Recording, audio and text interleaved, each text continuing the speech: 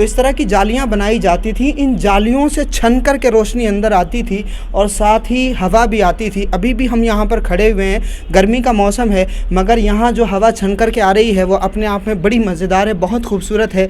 इस कुएँ का यानी मस्जिद खैरुल मनाजिल में जो कुआँ बना हुआ है, इस कुएँ की ख़ासियत ये है कि इस कुएँ के पानी से वज़ू भी हो जाता है और उसी तरह से इस कुएँ का पानी आप बहुत आसानी के साथ में पी भी सकते हैं। दिल्ली की एक और तारीख़ी मस्जिद हम आपको दिखाते हैं, लेकिन सबसे पहले लोकेशन जान लें। इस मस्जिद का नाम तो मस्जिद खैरुल मनाजिल है, लेकिन खैरुल मनाजिल के नाम से इस मस्जिद को कम जानते हैं। सामने की अगर हम बात करें, इस मस्जिद के सामने ही चिड़ियाघर है, पुराना किला भी इधर ही है और ये मथुरा रोड कहलाता है। यही रास्ता फिर आगे सुप्रीम कोर्ट की तरफ जाता है। सबसे पहले तो यहाँ पर जो मैप है वो मैप आपको मैं दिखा देता हूँ। यहाँ पर बाज़ाब्ता लिखा हुआ है दिल्ली हेरिटेज, दिल्ली विरासत, अगर आप ऊपर देख पा रहे हो। फिर उसके बाद में खैरुल मनाजिल, खैरुल मनाजिल इस मस्जिद का नाम है और इस मस्जिद को जो अकबर की दाया थी उन्होंने ही बनवाया था, जिसका नाम महामंगा था। 1561 से 62 के बीच में ये मस्जिद बनाई गई थी। 969 हिजरी यहाँ पर ये डेट लिखी हुई है, साल पूरा लिखा हुआ है। और इस मस्जिद में किस तरह से कौन कौन सी आर्ट का इस्तेमाल हुआ है वो आर्ट भी यहाँ पर लिखी हुई है। ये मस्जिद का नक्शा थोड़ा सा यहाँ पर दिया हुआ है। उसके अलावा जो मस्जिद का पूरा मैप है वो मैप भी आप यहाँ पर देख सकते हैं और इसका थोड़ा सा डिस्क्रिप्शन भी यहाँ पर दिया है, यानी इसी मस्जिद का थोड़ा सा डिस्क्रिप्शन यहाँ पर दिया है। और इस डिस्क्रिप्शन के बाद में इसमें यह भी बताया गया कि इसका निर्माण दरवेश हुसैन की रहनुमाई में नियाज़ बख्श द्वारा किया गया था। तो आप इंजीनियर का भी पता कर सकते हैं कि इस इमारत के इंजीनियर कौन थे और किन किन आर्ट्स के ज़रिए ये इमारत बनवाई गई थी, यानी ये मस्जिद बनवाई गई थी। अब ये बाहर का पूरा नज़ारा आप देख रहे हैं इस गेट का, सिंपल है बहुत, लेकिन उसके बावजूद भी इसकी खूबसूरती और मजबूती लोगों को अपनी तरफ अट्रैक्ट करती है। अंदर से भी आपको दिखा देते हैं, लेकिन सबसे पहले गेट का ये खूबसूरत नज़ारा आप देख लें। ये मस्जिद खैरुल मनाजिल के नाम से जानी जाती है, पुराने दौर की मस्जिद है। तकरीबन 500 साल हो गए इस मस्जिद को भी। इस मस्जिद का गेट अभी भी खूबसूरत पत्थरों से बना हुआ है। ये गेट आप देख रहे हैं पुराने दौर में किस तरह की लकड़ी इस्तेमाल होती थी, तो ये मजबूत लकड़ी यहाँ अभी भी आज मौजूद है और ये पुराने दौर का ही दरवाज़ा है। और ये ऊपर जो पत्थर लगे हुए हैं, हालांकि अब इन पत्थरों की पकड़ कहीं ना कहीं कमज़ोर पड़ने लगी है, लेकिन उसके बावजूद भी कहीं ना कहीं ये इमारतें अब भी देखने से ताल्लुक़ रखती हैं। हालांकि जिस तरह से दुनिया भर में अलग अलग हेरिटेज सिटीज़ बनाई जाती हैं, अपने इतिहास को लोग ज़िंदा रखते हैं, अपने इतिहास को लोग नए नए तरीके से दुनिया भर में, चाहे अमेरिका हो या ऑस्ट्रेलिया हो या जो यूरोपियन कंट्रीज़ हैं, वो अपने हेरिटेज को और अपनी जो तारीख़ है उसको, अपनी विरासत को ज़िंदा रखते हैं। उस तरह का एहतमाम हमारे यहाँ होता हुआ दिखाई नहीं देता और ये चीज़ हमें देखने को मिलती है। अब आप ये देखिए, यहाँ से ये रास्ता ऊपर गेट की तरफ जाता है। जिस तरह से आज घरों के दरवाजे बनते हैं या आज के दौर की जो हवेलियाँ होती हैं या जो बिल्डिंग्स होती हैं, तो अगर गेट की हम बात करें तो गेट बहुत ज़्यादा कुछ अच्छा नहीं होता। अगर अच्छा होता भी है तो इतना बड़ा नहीं होता कि उसके लिए बाज़ाब्ता ज़ीने बनाए जाएँ या उसके लिए बाज़ाब्ता ऊपर कमरों का भी इंतज़ाम हो। तो ये दोनों तरफ से ज़ीने जाते हैं, ये वाला भी ज़ीना आप इधर से देख लें। तो ये मस्जिद का जो गेट है, मस्जिद के इस गेट से दोनों रास्ते जो है ज़ीने ऊपर जाते हैं। ऊपर जो कमरे थे वहाँ पर रहने सहने का भी इंतज़ाम था। ये पूरा दालान आप देख रहे हैं।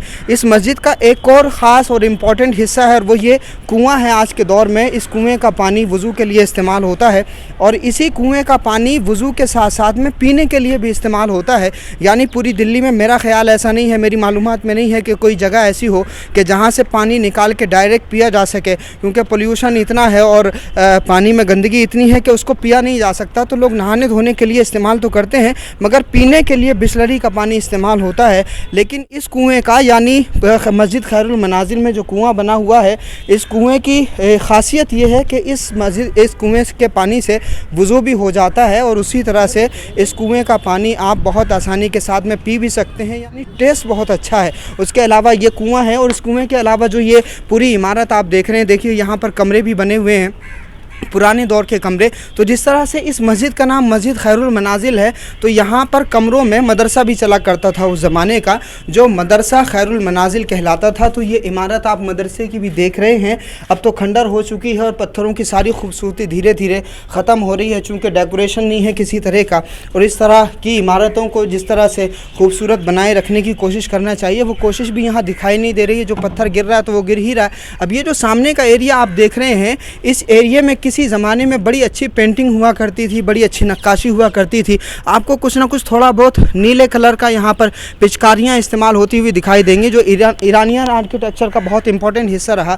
तो वो तमाम चीज़ें यहाँ पर आपको देखने को मिलेंगी, लेकिन धीरे धीरे अब उनके निशानात जो है वो यहाँ से गायब हो रहे हैं। आपको वो पिचकारियाँ यहाँ पर देखने को नहीं मिलेंगी जो नीले कलर की उस ज़माने में इस्तेमाल होती थी, जो ईरानियन आर्किटेक्चर का बहुत इंपॉर्टेंट हिस्सा था। गुंबद की अगर हम बात करें तो वहाँ की भी रौनक ख़त्म हो गई और उसको भी उस तरह से डेकोरेट नहीं किया गया। अब आप ये ऊपर वाली इमारत भी देख रहे हैं, ऊपर भी कमरे हुआ करते थे और थोड़ी थोड़ी खिड़कियाँ भी आपको दिखाई दे रही हैं। तो वो हवाओं के लिए और रोशनी के लिए ये रोशनदान भी हुआ करते थे, हवाओं के लिए शानदार इंतज़ाम भी होता था। इसके ऊपर की जो छत है वो छत भी गिर गई है, यानी ये 2 मंजिला इमारत हुआ करती थी किसी ज़माने में, तो वो इमारत भी यहाँ से गिर गई है।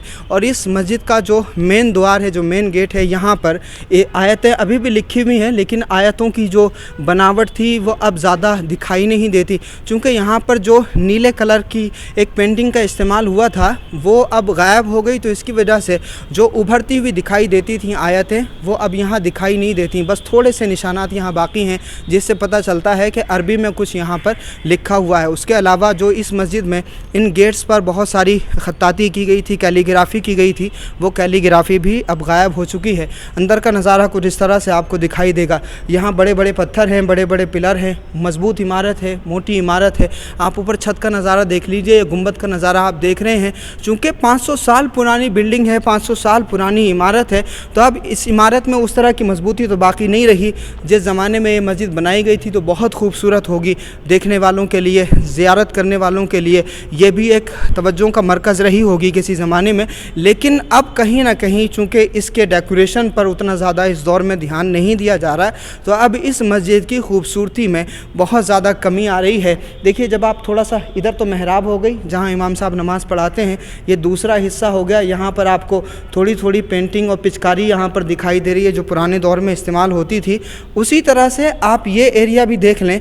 देखिए, मस्जिदों में एयर सर्कुलेशन सही रहे, रोशनी का इंतज़ाम सही रहे, चूँकि दिन में अब ये पूरी बिल्डिंग है जिस तरह से लाइट आज के दौर में है तमाम तरह की, तो उस दौर में तो ये लाइट इस तरह की नहीं थी ना, तो ये इस तरह की जालियाँ बनाई जाती थी हर इमारत में, चाहे मुग़लों की इमारत हो या दिल्ली सल्तनत के दौर में बनी हुई इमारतें हों, तो इस तरह की जालियाँ बनाई जाती थी। इन जालियों से छन कर के रोशनी अंदर आती थी और साथ ही हवा भी आती थी। अभी भी हम यहाँ पर खड़े हुए हैं, गर्मी का मौसम है, मगर यहाँ जो हवा छन कर के आ रही है वो अपने आप में बड़ी मज़ेदार है, बहुत खूबसूरत है। बल्कि आप कह सकते हैं कि ये तकरीबन उसी तरह है जिस तरह से एसी एक काम करती है ठंडा करने का और गर्मी को ख़त्म करने का, उसी तरह से ये एरिया भी काम कर रहा है। और उसकी ख़ास वजह मैं आपको बताना चाहता हूँ।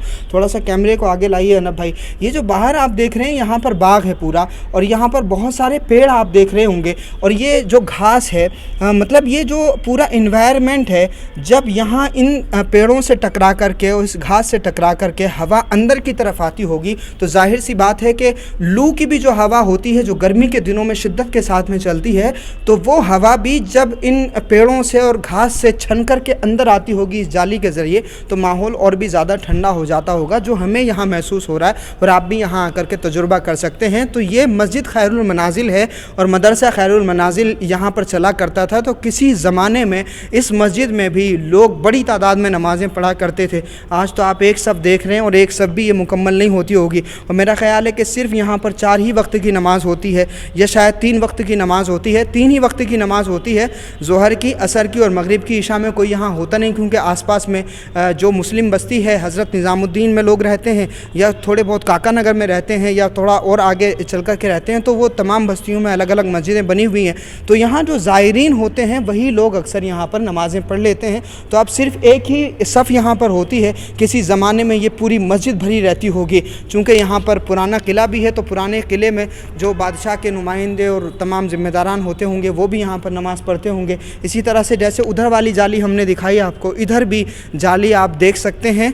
तो यहाँ भी हवा छन कर के और रोशनी इन जालियों से छन कर के अंदर आती है, आप ये देख रहे हैं अपनी स्क्रीन पर। उसी तरह से ऊपर वाला हिस्सा भी आप देख रहे हैं, तो रोशनी खूब है यहाँ, और आप देख रहे हैं इस ताक से और इस रोशनदान से रोशनी भी अंदर आ रही है। यानी मस्जिदों की दिशा और दशा दोनों इतनी शानदार हुआ करती थी कि उसमें बाज़ाब्ता इंतज़ाम होता था। आप देखिए कि जैसे ऊपर का ये एरिया खुला हुआ है, यहाँ पर ताक खुली हुई है, जूम करके दिखा रहे हैं हमारे अनब भाई, लेकिन उसके बावजूद भी जब बारिश होती है तो बारिश का कोई ख़तरा, बारिश के पानी का कोई ख़तरा यहाँ पर नहीं होगा, क्योंकि इसके ऊपर आगे की तरफ एक और जो है सिक्योरिटी के पर्पज़ से एक और चीज़ बनाई गई, एक और दीवार बनाई गई। तो यहाँ पर बहुत आसानी के साथ में सिर्फ रोशनदान और हवा के लिए ये जगह इस्तेमाल होती थी।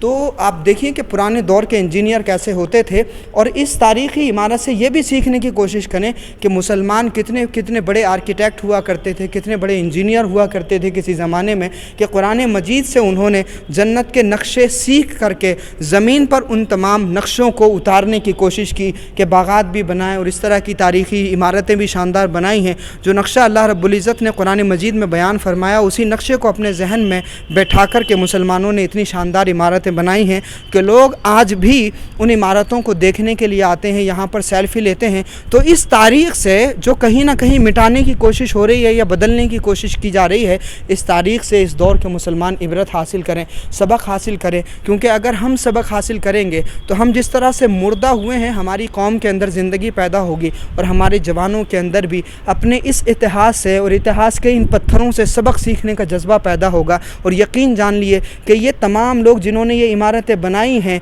इन्होंने कुछ दिया था लोगों को, तो इनको बादशाह बना के रखा गया, हमने देना बंद कर दिया। तो जाहिर सी बात है कि हुजूर ने फरमाया कि अल यदुल उलिया खैरुम मिन यदिस सुफला, कि देने वाला हाथ लेने वाले हाथ से बेहतर है। जब हम दे रहे थे इस तरह की शानदार इमारतें तो बादशाह बने हुए थे, और जब हमने देना बंद कर दिया तो आज खुद हम भिखारी हो गए हैं। अल्लाह करे कि हम इन तारीख़ी इमारतों से और इन ऐतिहासिक पत्थरों से सबक हासिल करें। बहुत शुक्रिया हमारे साथ जुड़ने के लिए।